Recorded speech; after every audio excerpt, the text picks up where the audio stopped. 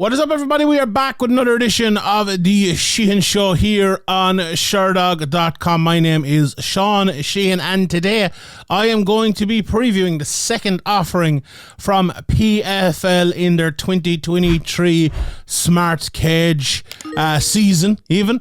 In the last offering that they gave us, the first of the year, it was kind of all systems go for PFL in terms of what we saw last year and maybe who we expected to see coming to the fore this year. In the main event last week, Brendan Loughnane got a great win over Marlon Mourice. Just looks so good in that, and it wasn't one of your Marlon Mourice, maybe he's a bit chinny and he can't take it. Loughnane took him apart. He just really took him apart, and he finished him with leg kicks. So it wasn't working the chin of Maurice that won him the fight. It was his technical skill overall. Absolutely fantastic there. Rob Wilkinson, a big call I got wrong. I thought it was a 50-50, but it absolutely wasn't a 50-50. He took Thiago Santos apart. There was wins for Mavlid Kaballayev coming back, obviously, against Ryoji Kudo. Bubba Jenkins got a big win as well against Chris Wade. And my countryman Will Fleury beat Krzysztof Jotko with a split decision there. I told you last week it'd be an absolute battle of a fight, and that's exactly what it was. So a big week for the featherweights, the light heavyweights as well, with the likes of Martin Hamlet, Joshua Silveri winning the light heavyweight division. Alejandro Flores Garcia came in and got a good win over Daniel Torres, who I told you about last week in the featherweight division, as did Gabriel Braga in a close fight, a split decision there. Ty Flores and Inka Sanganai as well got a showcase fight win there as well. So a good start to the year last year. But you know what? I actually think this card coming up this weekend is better. I think this is a better card. I think there are better maybe closer matchups on it that will be even more fun. So I'm looking forward to this an awful lot. It gets underway at 6 p.m. Eastern on ESPN Plus. If you're over in America, it's on DAZN here in Ireland, and I believe in the UK as well, and it's 10 p.m. Eastern time as well on ESPN over in America as well. So you'll find it there on April 7th. So what we have here is what I like to call the heavyweight women and the heavyweight men, because although it's at featherweight this year, so it's not 155 anymore, but you'll go with me. Like, I actually love if, okay, what 155 was there, if you called it heavyweight, called it light heavyweight. I don't know, I think it'd be better. I think it'd, like, imagine if you called Larissa Pacheco now the women's heavyweight champion of the world. I just think it means something a little bit more. And anyway, forget about that, because what we have here is a genuinely world-class fight in the main event between Larissa Pacheco and Julia Budd. What I think we also have in the co-main event is a genuinely world-class fight as well, because of what happened last year between Bruno Cappelozza and Matheus Scheffel. So I'm going to get into all of them immediately here as we go. But what I thought I would do first, as we did last week, is kind of go through the rosters first and have a look at how these two divisions line up, because as we know, like, the divisions change year on year. They can obviously lose a few people, get a few new people in, so we will have a look and see how it is looking this year. Let's start with the women's featherweight division, because obviously it was 155 last year. We don't have Kayla Harrison this year, but that, I think, it opens it up an awful lot. So what we have here, and all these women are obviously fighting this weekend on this card. Amanda Levy 2-0, Amber Leibrock, who is 6-4, Aspen lad, former UFC fighter, obviously 10-3, Julia Budd, who we will be breaking down here in the main event, 16-5, and then we've Karolina Sobek, Larissa Pacheco, the champion from last year, Martina Mokhnatkina, Martina Jindrova, and also Olena Kolesnyk and Yoko Higashi, which is a really, really strong breakdown of women in this. Like, if you told me you had Pacheco in it, you told me you had Aspen lad in it, and you told me you had Julia Budd in a season, I think that's pretty good. And there's a couple more, actually, because I've gone back and watched a lot of their fights who really stand out to me. So we will get to that as we go through it here as well. But let's talk about the men's heavyweight first. Let me just show you the roster they have for 2023 here. So we have Ante Delia, who has been a real standout for the last few years, the champ from last year. We've Bruno Cappelozza, the champ from the year before, who's looking for retribution and a big comeback here with Denis Goltsov, who also had much success over the years. Marcelo Nunes is making his 11th fight and his debut in the big tournament here. Then we've Matheus Scheffel back again after proving a lot of people wrong last year. We've Maurice Greene, Mikael Andrsak, Patrick Brady, who's only 5-0, Hinin Fahea, who caused a lot of trouble last year. We've Rizan Kuniev and Yorgan de Castro as well, who obviously we know from the UFC. So do you know what we have here? We have an awful lot of violent men in this. We have and we have a good few well-rounded fighters. We have an athletic bunch of heavyweights here that we don't really see that much of in MMA. And credit to the PFL, because it's very hard to do it, to put an actual good assortment of women's featherweights together, first of all, but also of men's heavyweights, because they have some good guys here. Like, we'll get into Nunes in a second, we'll get into Brady, but they're two good up-and-comers. One is 5-0, one is 9-1, who I'm sure the UFC, I'm sure Bellator, I'm sure everyone would have liked, but they have them and they're in here now. Is it a bit of a step up too quickly? Maybe it is, but still, I think get them and to put them in this sort of tournament, depending on matchmaking, they could really, really have a good run in this, depending, as I said, who they meet and what way it goes for them. But I'm excited. We'll obviously get into the fights today, but I'm also excited for how they matchmake them after this. And I was thinking the same last week, obviously looking at Will Fleury as well. He got a tough fight against Christoph Jacko. How is it going to be next time? Because one thing you must remember as well about the PFL and the heavyweight division, even more so than others, it's all about the points. So Will Fleury only got 3 points last week for winning a decision. If you got the first round knockout, you're winning 6 points. Second round knockout or submission, 5 points, and so on. So you get a decision, a very, very good one, say like a Will Fleury got, you only have 3 points. If you get tough, let's say you get Thiago Santos the next time out, you're thinking, oh God, I've really tough matching. You get Rob Wilkinson next time out. You could put on 2 superb performances and only have 3 points after them, two superb performances. Whereas another guy might go in there and he might get maybe a lesser light, get 6 points with a first round finish, and he's in there in front of you. So it's very, very interesting how all of that is going to work out. And you know what? I wasn't massively sold on the PFL's season and structure a few years ago, but in the last maybe 3 or 4 years, I've really, really become a fan of it. And do you know what's really made me a fan of it as well? What's made me a fan is the improving rosters. And I think even more so when we get onto future weeks, because I think some of the rosters they have in the other divisions are absolutely superb. These ones are good, but I think there's superb rosters afterwards. And when you get a tournament like that, it's brilliant. Like, even look at the featherweights last week, the amount of talent they have there is top notch. And for Loughnane to win it last year was massive. But we look ahead to the heavyweights and the women's featherweights now straight away, but the level there as well, it's going to be tough to get by. It really is going to be tough to get by for anyone who wins a PFL tournament now. I honestly think we should start adjusting how we actually talk about the PFL champions. I think it's, I saw Brendan Loughnane saying at the weekend it's the toughest tournament in sport, and you know what? I don't think he's necessarily wrong. Or in MMA anyway, it's a tough tournament. 4 fights in a year, going through with injuries and all of that. Really, really, really tough. And we'll obviously get it underway for the featherweights and the heavyweights here on Saturday night. Right, let's get straight into it. So, it's Friday night even, and is it the 7th? Am I correct? Yeah, the 7th, Friday night. What I want to look at here, first of all, is the betting odds for this main event, because I found these very, very, very interesting. And Julia Budd and Larissa Pacheco, obviously the main event. And Pacheco is a massive favourite now. Check out the graphics around here. They will be updated. My guy John always updates them. So these prices, let's see when they came out. They have adjusted since they came out. So they've been out now for 2 days. So not too bad. So I have adjusted a little bit. Sometimes when these prices come out, they're crazy. But what we have here now is Pacheco minus 650 plus 475 for Bud. Now, Bud opened up at plus 275, which and Pacheco opened up at minus 350, which I think was actually probably closer to what it should be, if I'm being honest. Now, you have to look at what they have done recently, to be fair about it, because Julia Budd, look, she's 39 years of age now. She's been around for a good while, and she has lost her last 2 fights in a row. Split decision to Aspen Ladd and Jenna Fabian as well, losing that decision at the start of last year.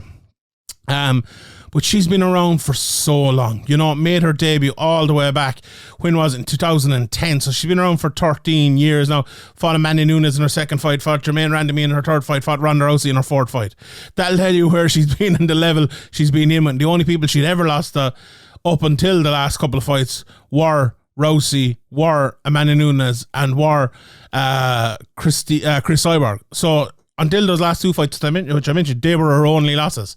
So with that level, you would think she is well able to compete with Larissa Pacheco. Look, she's beaten Olga Rubin, she's beaten Caitlin Young, she's beaten Diana Silva, she's beaten Arlene Blinkow a couple of times, she's beaten Marloes Kuhn, and she's beaten Charmaine Tweed. Some very, very, very good fighter. And she beat Jermaine Durandamy as well, which I mentioned earlier on. She should be able to fight with Pacheco. She should be able to hold in there with Pacheco. But look at what Pacheco has done over the last few years. She took the O away from Kayla Harrison in her last fight after really dominating in her fights before that. She just looked so great. All the first round stoppages, Kolesnyk, Fabian, Zamagul, Kolesnyk again, Pacheco, all first round finishes, punches. Kayla Harrison beat her, but she beat Sarah Kaufman before that. Another first round finish before that. Kayla Harrison lost before that. Okay, another second round finish before that. She has fought a good level as well. She has fought a very, very good level as well. What I think the key here, look, there's 2 keys, I think. And I think it's controlling the fight for Julia Budd. Because if you look at what happened to Kayla Harrison last year against Larissa Pacheco, it was her inability to control the whole fight that let her down, that made her lose that fight. Pacheco took a minute here, a minute there, 2 minutes here, 2 minutes there, and there wasn't that kind of, that waterfall of momentum that fighters like Kayla Harrison need to win, or our front runners, even say someone like a McGregor or an Adesanya to some point, and other people as well. Look, everyone needs it. But what Pacheco needs is the opposite, right? Unless she's dominating, okay. But if she's fighting someone as good as Kayla Harrison, that's what she needs. She needs to take this minute, that minute, that minute. For Julia Budd, I think, look, Pacheco could go out there and dominate her, but I think Pacheco will try to be taking her opportunities against Budd as well. See when Budd makes a mistake, take that opportunity and make her pay for it. Whether that's getting her down, getting on top, landing a few shots, or whether it's landing a big shot inside, whatever it might be. For Julia Budd, what I think she really needs to do here is keep Pacheco at the end of her jab. Keep Pacheco with her back against the fence.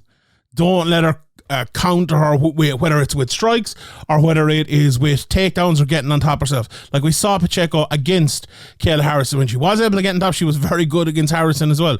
We see a lot of her finishes are ground and pound finishes as well. She can do it all. She can fight in many different ways. She can paint many pictures, as a famous man once said. But for Budd, I think Budd has to be a barrel of paint here.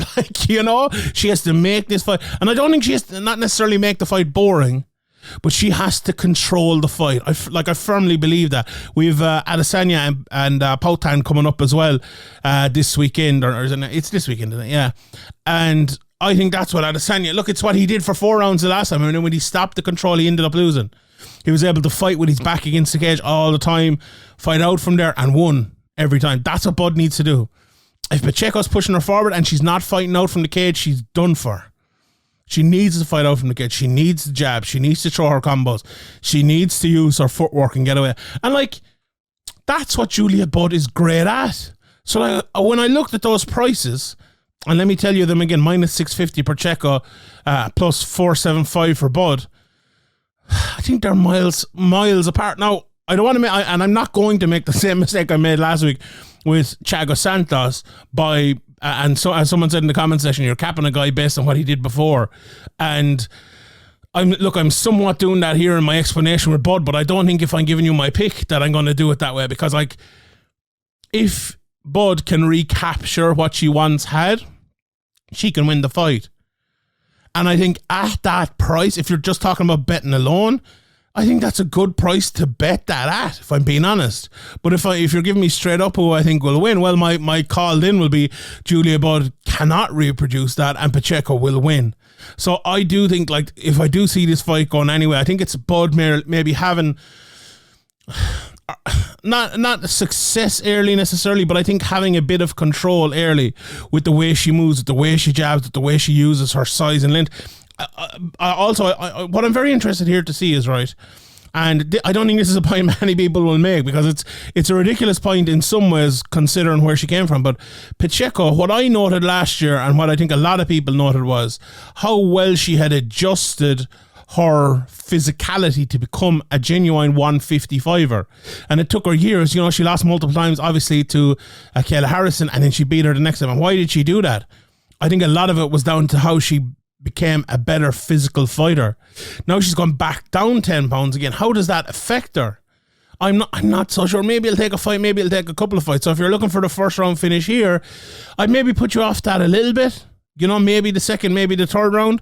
But I feel like maybe I'm being a bit too pessimistic towards Pacheco here, but I think it's a big fight for her, honestly, because you see a lot of people as well that have that big career win, which she absolutely had in her last fight, and you come into a tough fight after that, and it's not always the same. A weight down at the start of the tournament rather than at the end of it, rather than £1 million. It's a big fight for Pacheco, and look, if she wins it, she's favourite to win it. She's favourite to win it right now. She's favourite to win the whole thing right now. But this is a massive test for her. Make no mistake about that. If you look at just the last two fights of Budd's career, absolutely. But I do think, for the sake of possibilities, I do think we need to look at the whole lot of it for the sake of betting. Okay, yeah, absolutely. But it's a fight I'm very intrigued to see. I ran you through what my thoughts were in terms of the technique there. But in terms of just looking forward to it, in terms of anticipation, I'm very interested to see how both of them go in here. Very interesting. And the same could be said for the co-main event, Bruno Cappelozza versus Matheus Scheffel. Look, the last time we saw Bruno Cappelozza in here, he was fighting Matheus Scheffel on June 24th of last year. You know, Scheffel, on the other hand, you know, he's had a couple of fights since then. He beat Juan Adams and obviously lost to Ante Dalia in the finale. And I think, look, we all expected Bruno Cappelozza to come through last year and if not win it, then certainly get to the final. The fact that he did get through after Scheffel beat him, but he went out with injury, you know, and he has been seen since, obviously. Now, how much is that injury going to play into it and all of that? We don't know. But what we do know is he's coming back against the guy who beat him in his last fight. And that's always a tough thing, you know. I make the analogy again with Pereira and Adesanya. We have two guys who just fought in their last fight. Now, obviously, it's different for Scheffel, but for Cappelozza here, he was the favourite. He was the guy expected to win. And he's coming back trying to grind that. Look at Leon Edwards against Usman. Usman was the guy expected to win. Now he came back and he didn't win the second time. And I think this is right. I'm going to make a point here that I think is a very kind of worldly point we need to make. And I think I did the top 5 fights for the month, so I think I kind of made it there. But if you haven't seen this video, let me just quickly make it again, because I think it's important. Because, like, no matter what is the case between the two fighters, right? No matter who you think is better, no matter who you think had an off night or a good night or whatever, we very rarely see someone lose a world level fight, which, you know, Cappelozza fighting him last year was, because he was the champion. Leon Edwards against Usman was. Israel Adesanya versus Pereira was. We very rarely see them happen, and then the guy who lost coming back winning the second time. We very rarely see that. Now, I just talked about Pacheco here. She did it, 3 times and came back and won the fourth. It was a 2 and whatever. She lost multiple times and came back and won. So it's not always the case. But as I said, it was different for her because she took, I think, a few years to make the weight her own. But that gives me pause here, because my general thought with Usman and Edwards was that Usman will bounce back and he'll win. My general thought with Pereira and Adesanya was Adesanya will bounce back and he'll win. And my general thought with this is Cappelozza will bounce back and he'll win. But that doesn't work out that way. It never does. And I think we need to adjust our brain a little bit. Now, cue Cappelozza and Adesanya winning this weekend, you know? But I think that's such an interesting one, because someone put up a stat about it. I think it was a UFC stat, but when that happened, someone loses the first fight, the second fight comes back around. I think it's only once ever.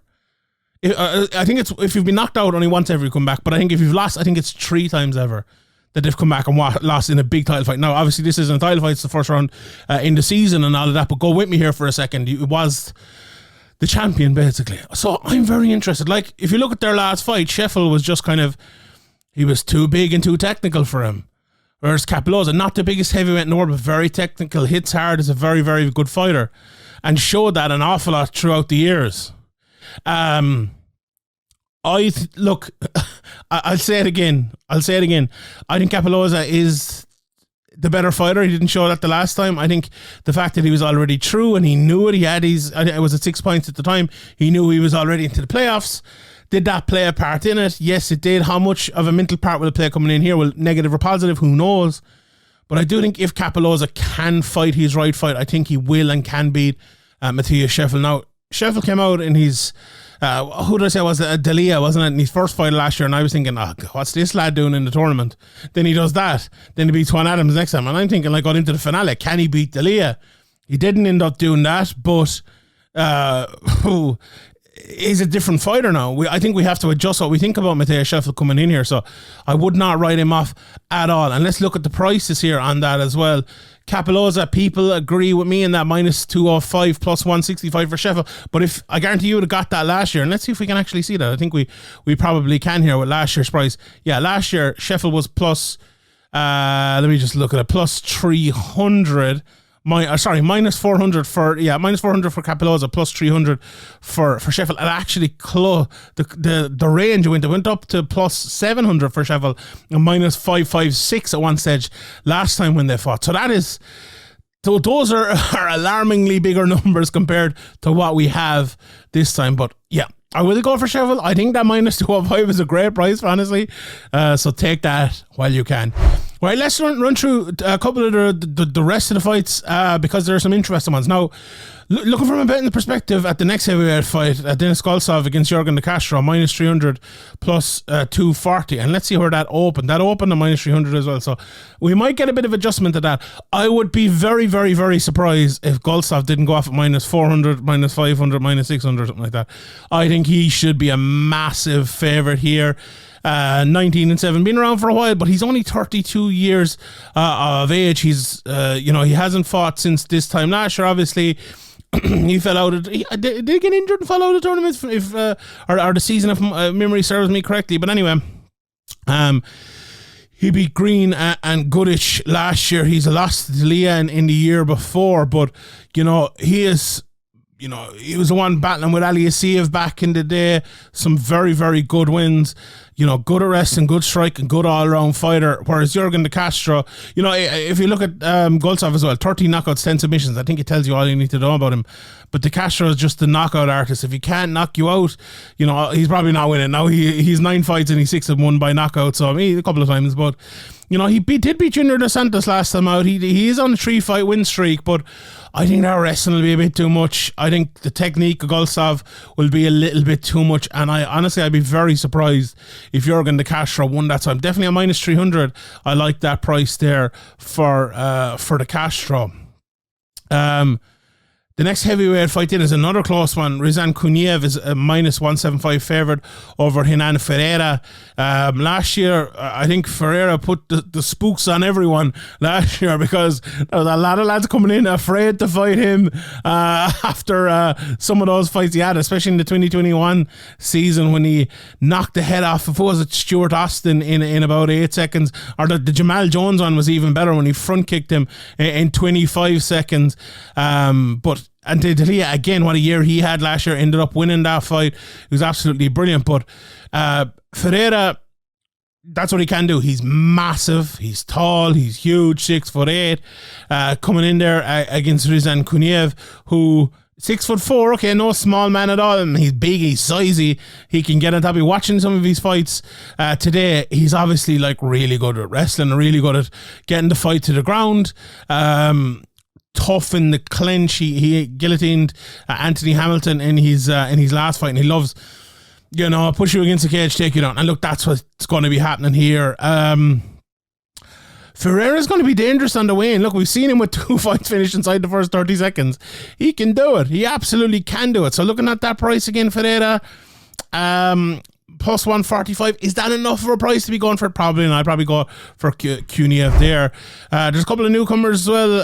Ali Walsh and Figueroa. Ali Walsh is a massive favourite there at minus 600. But one fight I think is very interesting is Aspen Lad against Olena Kolesnyk. Aspen Lad is minus 425 plus 325 even for Kolesnyk. Now, Aspen Lad 10-3 in her career. She's coming into the PFL here, and this is the time for Aspen Lad to make her move. She had a great win last year against Julia Budd. Okay, a split decision, but still, after coming out of the UFC, lost to Dumont, lost to Pennington, had lost to Duranemy in that controversial fight a little bit before that. Kolesnyk is a good fighter. She's good judo. She can put you on the ground. But you would expect Aspen Lad to win this. She beat Abigail Montez last season as well as Vanessa Melo. As I said, the reason we're interested in this is, can Aspen Lad dominate this fight? Can she use that jab that she throws well sometimes and those combinations? If she does, I think she'll beat Kolesnyk. I think she's a far superior fighter on the feet. She's good on the ground. She can, look, Aspen Lad can fight everywhere. Kolesnyk, if she gets her into the area she wants to get her in, she can beat her. But Aspen Lad needs to not find herself in those areas, and that's a massive part of this. So, I mentioned some of the names earlier on. Aspen Lad is one of the favourites to win this. Make no mistake about it. And I think the great thing about a PFL season is Aspen Lad can win here. Let's say she gets the next fight is Jindrova against Leibrock. Let's say she gets maybe the winner of that in her next fight, gets a win there as well. Before she takes on one of the big hitters in the division, she's 2 wins. She had just had another one, so she's 3 wins in a row. Obviously, the last one from last year. 3 wins in a row, bit of momentum, maybe not too much damage taken. She got into that fight with what Aspen Lad needs, I think. We've seen it in her corners before. She needs to be G'd up. She needs a bit of motivation. I think positivity is what Aspen Lad needs, and that's what she'll be looking to start here. I mentioned Jindrova against Leibrock, and you know what? I just remember Leibrock, she's 6'4", but she's 35 years of age as well, which is not the best, I suppose, age to be for this sort of tournament. But she is. Do you know what? I've watched a few of her fights and I like her. I think she's good. Her fights she's lost. Wait till you hear the names: Megan Anderson, Arlene Blinka, Amanda Bell, Jessica Barger. So she's only lost the good people. 1 in Invicta and 3 in Bellator as well. She's beaten Jeanette Harding, who's one of the top ranked Invicta fighters in the world. She's beaten Marina Shafir, who we all know as well. So she's coming back here after a win last year. She's won 3 in a row now. And I watched that fight of hers in Invicta against it was against Morgan Fryer, wasn't it? Yeah. And maybe it's different. Anyway, one of her fights, when she doesn't get caught up in the clinch because she's so tall and so kind of rangy, her jab and her ability to control the distance are actually really good. They're very, very, very good. And I think if someone, 35 years of age is going to be tough to do that. But if she can get kind of a run going and a roll going, I think she, as I said, maybe she's too old, but I do like her. I like her ability as a fighter. Now, Jindrova is is going to come in there, and she, she is going to try to make it a closer fight and a less controlled fight than Leibrock would want it. Whether that is landing her shots inside or pushing her up against the cage or taking her down, whatever that might be. She's won 3 of her last 4 fights, only losing to Kayla Harrison since coming over to the PFL. So it's a massive fight and a massive moving fight for her as well. But I like Amanda Leibrock. I really do. I like her. I like what she has. I like what she brings. And I think the betting odds suggest that too. She's plus 190, minus 240 for Jindrova. I'd nearly go for Leibrock. Now, I go for Leibrock, but I am biased because I like her style. I mentioned the Aspen lad, minus 425 fight as well. Another fighter, and this is the one I alluded to earlier on, who, and actually before we move on to that, Mokhnatkina and Higashi as well. Mokhnatkina, big favourite there, minus 500. I think she impressed in some of her fights over the last couple of years. 8-3 now in her career, fighting 8-2. Her opponent Higashi even, but she's won 2 in a row now. Won 2 in a row before that after losing to Kayla Harrison, beating the likes of Amanda Bell and Abigail Montez as well. And I think she will be the favourite going into that for Yoko Higashi. It's going to be tough because this is her first move over to fight in the PFL. She's been fighting in Deep and Pancras and all of that before. She's never been over and fought. And so a lot of the women this have fought in Bellator, fought in the UFC, fought in PFL. She doesn't have that experience, so it's going to be a big move over for her. And Mokhnatkina has that experience fighting there for the last couple of years. The price on that one, as I mentioned, Mokhnatkina, big favourite there, minus 500 in that one. And Amanda Leve against Sobek as well, very close one, minus 176 for Sobek. Leve is plus 146. They are both very young in their careers, only 2-0 versus 4-0. Karolina Sobek, obviously coming over from Poland, and when the Polish fighters come over, she's fighting in Aries as well. There's no bad fighters coming out there. She's 3 submissions. She has, if I'm not mistaken, she's 3 scarfold submissions as well. So Amanda Levy better be watching her neck here. I was actually one of the fighters, I think it was, I'll get to him in a second, Maurice Greene, fighting against Olena, who's the king of the scarfold. So I've been watching a lot of scarfolds preparing for this, but interesting, 2 unbeaten people coming in here. One of her wins as well out of the 2 is by submission. So if this fight hits the ground, I think we could be in for an interesting one here. So let's see who wins that. Again, when they're so young in their careers, it's a toss of a coin. Who knows? Very little tape on either of them. Very little, so hard to know. But then to finish out, I suppose the heavyweight division. Then we have Nunes and Greene and Mikhail against Brady. First off, on Nunes and Greene. The prices on that I think are interesting because Nunes is the minus 225 favourite over plus 185 Greene. Now, Maurice Greene being, as I mentioned, in the UFC and all, Nunes 9-1, and this, apart from being getting the Challenge Series last year and having a fight on the PFL last year as well. He's coming over from CFFC. His one big fight he had was Rafael Lovato Jr. ended up losing that.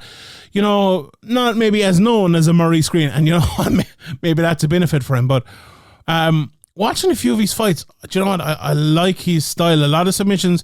His last fight in PFL, he got taken down an awful lot. He got, it was the Bevan Lewis fight. He got dominated an awful lot in that fight, and he got hit on the feet. Now, he's good leg kicks. One thing I really like about him.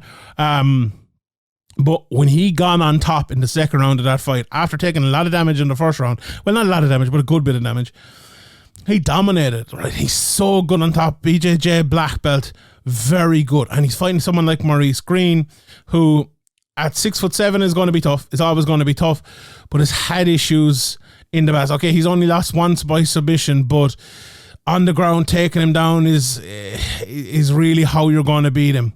Denis Goltsov beat him last year. Olena beat him. Pavlovich beat him. Jeff Hughes back in the day as well. And if you are looking at that fight, you're 6'2", you're Nunes. Why you want to be standing on the feet? Like why? And what a big part of this as well, and why I think there's a massive advantage for Nunes. Why he's definitely my pick here. Even at that, especially that price, minus 225, is somewhat of an unknown. Maybe at this level, is because he clinches to get inside to take guys down an awful lot. Against Maurice Greene, if you're going in with double legs, if you're dipping your head down inside, he's going to knock your head off. He really is. And like he's from Drysdale Jiu-Jitsu as well, Robert Drysdale, who's a brilliant coach, in my opinion, in his corner as well. I think it's a big advantage for him. And I like him. And he's one of these guys I think you need to keep an eye on in this heavyweight division this year because he is very, very, very good. Two other guys, Mikhail Andashek and Patrick Brady. Now, Mikhail has 35 fights. He's a big guy as well, 6'7", and he's fought in KSW and loads of other places as well, FEN. Watching a couple of these fights, look, sometimes in KSW, right, they have lads who are like, say, like a Michael Keita, who is a big guy, but he's not the tallest guy in the world, right? He is 6'1". Big heavyweight. When you're fighting a 6'7" guy, you look like an absolute monster. And that's what a lot of Mikhail's fights look like. Now, Sean Brady, 6 foot, it's going to look like that again. So he's kind of used to fighting that. Is Patrick, did I call him Sean Brady? Patrick Brady. My brother's called Patrick as well. So Sean and Patrick, I always mix them up. I'm like my mother and all of them. But 6 foot, is he used to fighting lads that height and that good? No, maybe he fought someone who's big. But as he fought someone that good with that many fights, it's going to be tough for him. It's going to be tough. I watched his Ron Marshall fight, which happened in November last year. He's had another fight since then. And I think he's a guy who needs a lot of improvements, if I'm being honest, to challenge at this level. But, you know, you get in there, you win this fight. What he is very good at, from what I saw in that fight as well, and I'm not a massive expert on Patrick Brady. Now, make no mistake about that. I saw maybe 2 of his fights and a highlight of another one. There isn't much. He's only had 5 fights, so there isn't much out there. But getting on top and staying on top. When he got on top, that was what I was most impressed with. Now, there's some of his strikes, there's a bit of striking, and look, he's a heavyweight, he can hit hard. But when he gets on top and stays on top, that's what he's good at. Mikhail on the other side as well. Again, when he gets on top and stays on top, he's 8 submissions, 16 knockouts as well. But he's going to be trying to throw those big, long legs at Brady. He's going to be throwing that big, long jab at Brady and that straight right down through the middle. And Brady's going to have to deal with that. So it's a very interesting fight. This is one of these fights that I look at and like, I need to see that fight, see what happens, and then adjust. The next time we're doing a PFL preview with heavyweights on, we'll know a lot more about these two lads than we will right now. The favourite in that is Mikhail, and I think rightly so, minus 350 plus 275 at Brady. I wouldn't be backing Brady at that price. I would back Andra Shaq at that price without a shadow of a doubt. So, yeah, that is the top and bottom of it now. So it's an interesting card, a good card. Look, that fight in the heavyweights, I'm very interested in seeing. I'm very interested in seeing Leibrock as well, how she performs. And in the top of the card as well, I'm very interested to see Cappelozza coming back. Can he do it? How is Pacheco going to look this year? Can the Castro cause an update? You know, how is Aspen going to look? There's so many intriguing things in this. It's going to be a fun one. And I will leave it there. Thank you to everybody for listening. Leave a comment in the comment section below if you're watching on YouTube. Give me your best bet for this card. Give me your best bet in the YouTube section. I will have another betting show out this week as well. So check out that, and we'll leave more from PFL on that as well as everything else happening in the world of mixed martial arts. All right, everyone, I will leave it there. My name is Sean Sheehan for SureDog.com, and I'll see you all next time.